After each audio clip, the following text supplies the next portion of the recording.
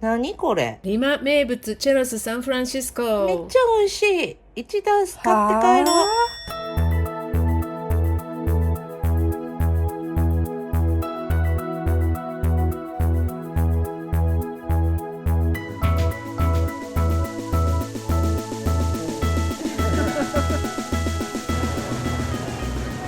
こんにちは、うさこです。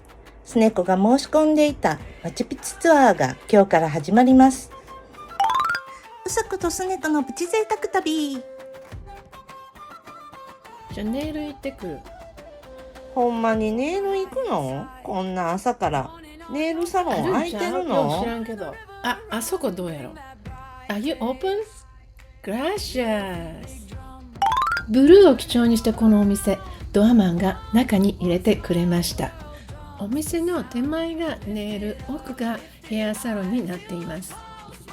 でどうやらここカウンターバーでネイルをやるみたいです。海外のネイルサロンはジェルネイルとマニキュアをやってるところがほとんどなので、ジェルネイルと指定してお願いします。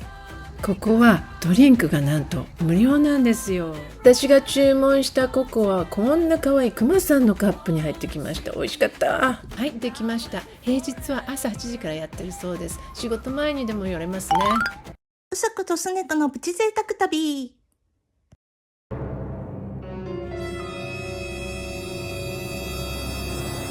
どないしたん？ここで事件発生です。キックオフミーティングの会場に誰も来ていません。ここでほんまに合ってるの？合ってるはず。知らんけど。は？実は他の人は場所がわからなかったそうで、この後すぐに顔合わせができました。なんて？コストコ？なんでそうなるの？はい、今から皆様にもよくわかりますようにツアーディレクターさんのレクチャーを日本語でお送りいたします。勉強嫌い。ペルーの歴史はインカ帝国だけではありません。実はインカよりもはるかに古い先インカ文明、ナスカの地上絵で有名なナスカ文化やモチェ文化などが各地で栄えていました。15世紀にそれらを統合して巨大なインカ帝国が誕生しますが、わずか100年ほどでスペインに征服されてしまいます。その後、長い植民地時代を経て、1821年に独立を果たし、現在のペルー共和国へとつながっていきます。インカの都クスコなんですけれども、CUSCO と表記されるものと、その S が Z になっているもの、そして最初の C が Q になっている、この3通りがよく見受けられるんですけれども、どれも間違いではないんですが、ペルーの皆さんは自分たちのアイデンティティを込めて CUSCO と綴ることを好んでいるそうです。ちなみにケチャ語ではこれは大地のへそという意味があるそうです。ここでインカの神聖なシンボル2つご紹介いたしましょう。まず1つ目がチャカラ。これはインカの十字架という意味だそうです。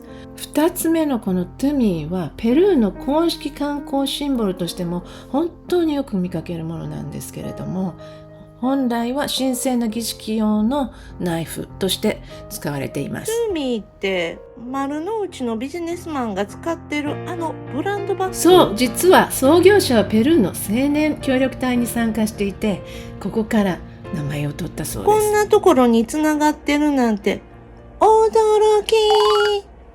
うさことすねこのプチ贅沢旅。ホテルから大きなバスに乗り込むとイヤホンガイドが配られました。飲み物買いたい。I want to buy it. バスの窓は開けられません。まず私たちが最初に訪れたのはマーケットナンバー1です。ちょっと2人だけで来るのは怖いかも。地元の人と一緒じゃないと無理な。すごい、見たことない食材がいっぱい。ほんと芋の種類めっちゃある。あ QR コード、決済に使うのかな。市場でクレジットカード決済はちょっと味気ないけどね。アメックスも使える。いや、アップルペイもできるみたいな。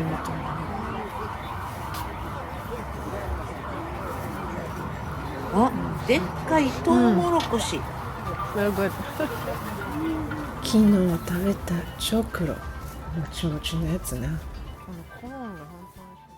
ガイドさんがまず紹介してくれたのは、お料理教室でも使った赤いロコと種の部分が一番危険で、触った手で目を触ると大変なことになるそうです。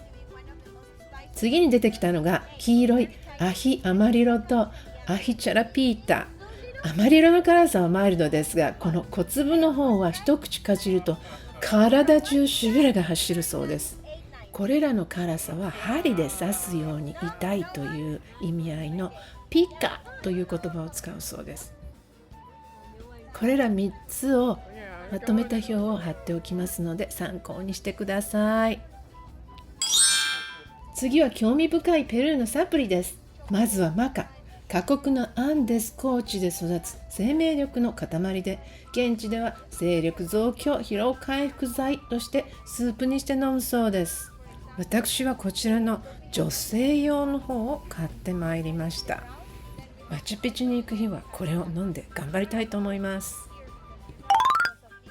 そして次の推しはチョコです。実はペルー、世界最高峰のアロマカカオの産地なんです。ヨーロッパの最高級ブランドチョコもペルー産のカカオをこぞって買っているんですね。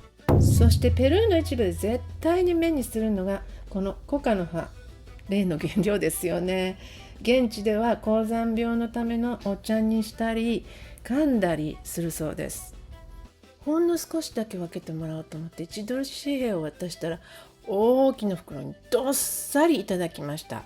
これなんか相場の価格だったみたいです。あ、これほおずき違う？これアグアイマントと言われていて、ビタミンがギュッと詰まったアンデスのスーパーフードらしいよ。中がゼリーみたいで甘酸っぱくて美味しい。ほんと美味しい。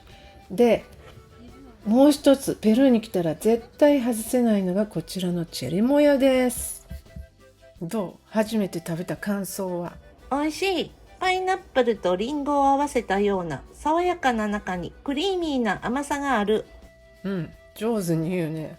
森のカスタードとか世界三大美味って言われてるらしい。あ、バナナいっぱいある。ちょっとバナナ見てくるわ。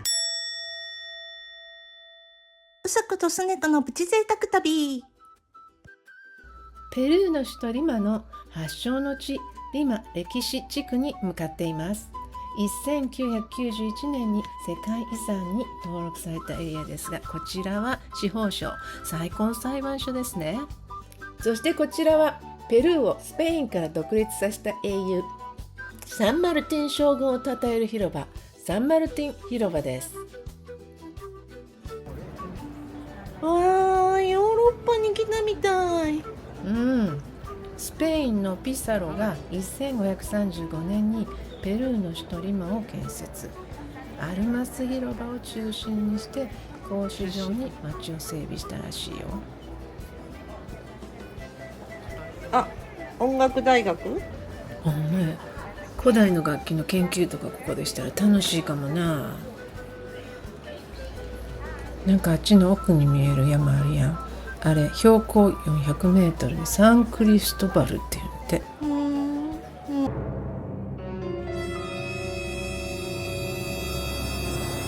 どないしたん？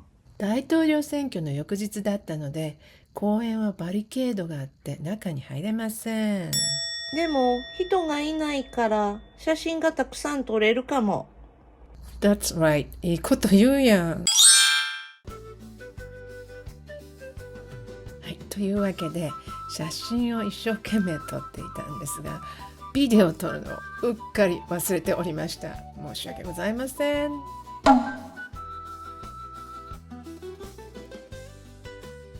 黄色い建物かわいい。コロニアル風の出窓がすっごくロマンティックよね。もう街全体が美術館みたいで。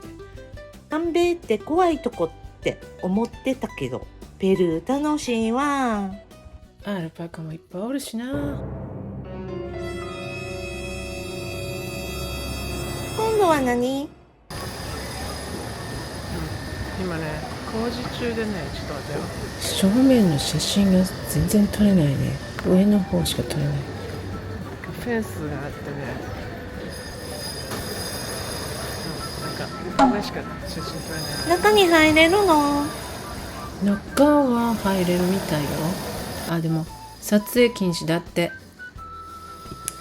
リマで絶対に外せないサンフランシスコ教会に来たんですが、工事中でちょっと正面からの絵がうまく撮れませんでした。それから中もやはり撮影禁止なので、ここから先はお借りしてきた画像でご紹介していきたいと思います。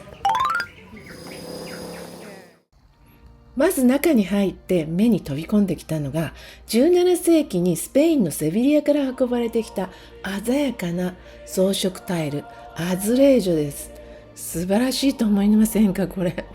ちょっとイスラムっぽくない？そう、ちょっとモスクっぽいよね。イスラム建築のモデハル様式の天井のデザインになってるらしい。気になるよね。次の部屋は合唱隊の祈りや歌を捧げた場所なんですが、バロック様式の聖人の像の彫刻がずらーっとあってちょっと怖いかな。そして2階に行くと、なんと約25,000冊もの貴重な古文書が収められている図書館があります。これは食堂にあった絵なんですけど、この絵の真ん中を見てください。これアンデス文化と西洋宗教が融合した最後の晩餐です。真ん中にあるのはなんとネズミです。いやーん。こちらが唯一一般の人たちが撮影できる中庭です。ここでトイレ休憩した後、いよいよカタコンベに参ります。それって地下礼拝堂？共同墓地でございます。約7万体が埋葬された南米最大の共同墓地でございます。Are you ready?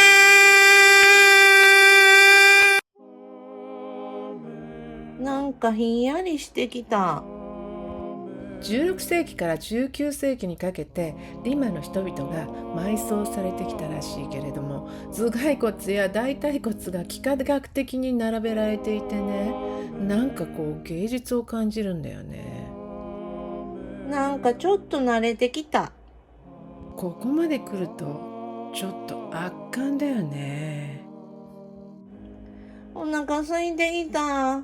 骨がバナナに見える。幻。うさことすねこのプチ贅沢旅。修道院を出たところでガイドさん一押しのチェロスサンフランシスコをいただきました。外はサックサク、中はもっちもちで、その中にトロトロのクリームが入ってるんですね。見てください。これ全部ハンドメイドで作っています。フレーバーはペルーのキャラメルミルク味、マンハールブランコとバニラとチョコレートがあります。で、ビデオ撮った？撮ってない。だって食べながら撮るの難しいじゃん。チェルスを食べながらマヨール広場の大聖堂前に戻ってきました。絵画や地図を売ってる人がいますね。では気になるアーケードに入ってみます。おしゃれなカフェがある。誘惑が多いわ、ここ。お店を見ないようにして反対側を見て歩くと、政府宮殿の護衛兵が目に飛び込んできました。このバリケードがないとね、もうちょっと綺麗な写真が撮れたかもしれません。あ、インカコーラとインカチップス売ってる。さっきチュロス食べたばっかりやん。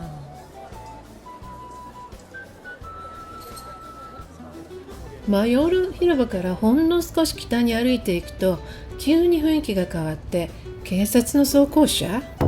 後ろにあるのがサンクリストバルの丘です。政府宮殿の裏手は警備の要所で、ここからは一気に庶民的な雰囲気になります。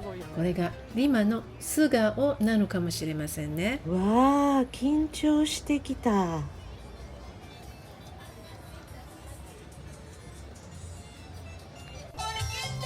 んか歌ってるんだけどね。カラオケ大会、何コンサートわからん。謎。日本の出来屋みたいなのがある。綿菓子屋さんとかりんご飴とか、なんかコピー商品みたいなのがいっぱいあるんだけどすごくないこれわあ、ドラゴンボールとかポケモンとかいっぱいあるやん。ペルーの子供も好きなんやね。うさことすねこのプチ贅沢旅。歴史的地区を後にミラフローレスに向かっていると、高級住宅街のど真ん中に突如として巨大なピラミッドが現れました。ここがリマ文化の聖地だそうです。ビル街の中にこんな大きな遺跡。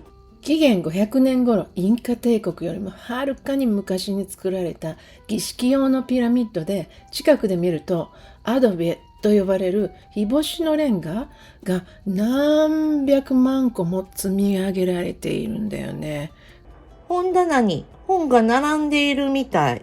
そう、これ本棚構造という建築の知恵で、あえて隙間を作って地震の揺れを吸収する耐震構造になっているんだって。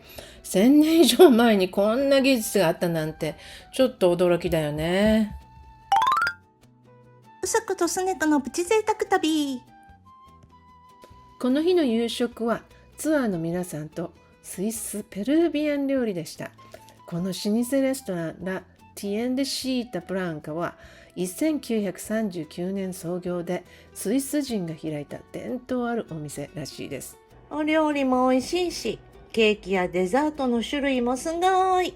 スイスの本格的な製菓技術とペルーの食材が合わさっているからね。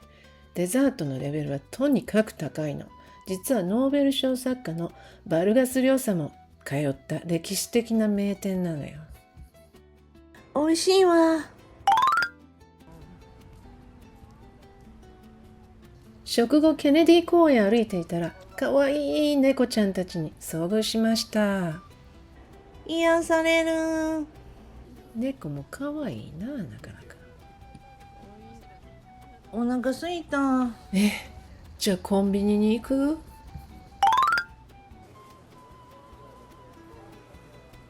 地元のコンビニチェックも旅の密かな楽しみですよね。ペルーのお菓子、スナック、そしてビールをゲットして、今夜は早めにお休みします。インカコーラとインカチップス売ってる。このミラフローレス地区は若い人が遊ぶとこもたくさんあるそうなんですけどね。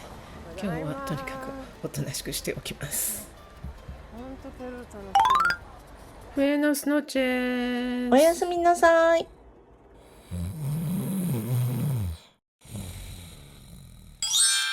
おはようございます。ノスティエス。さあ、いよいよ標高3400メートルのインカ帝国の首都クスコに移動します。天気大丈夫かな？高山病にならないかな？ちょっと心配になってきたわ。私ね、今回初めてね、渡航4週間前にトラベルドクターに行って高山病の薬を出してもらったのよ。トラベルドクター？日本にもいる？いる。日本では渡航外来とか言うらしい。ペルー人の友達が勧めてくれてね、渡航先に応じたアドバイスとか予防接種とかやってくれて、不安解消してくれるよ。じゃあ今度利用してみよう。さあ、これから予想外の展開になるんでしょうか。皆さん、次回はクスコからマチュピチュに向かいます。チャンネル登録してお楽しみに。最後まで見ていただきまして本当にありがとうございます。 Thank you for watching everyone. See you soon. Muchas gracias. Adiós.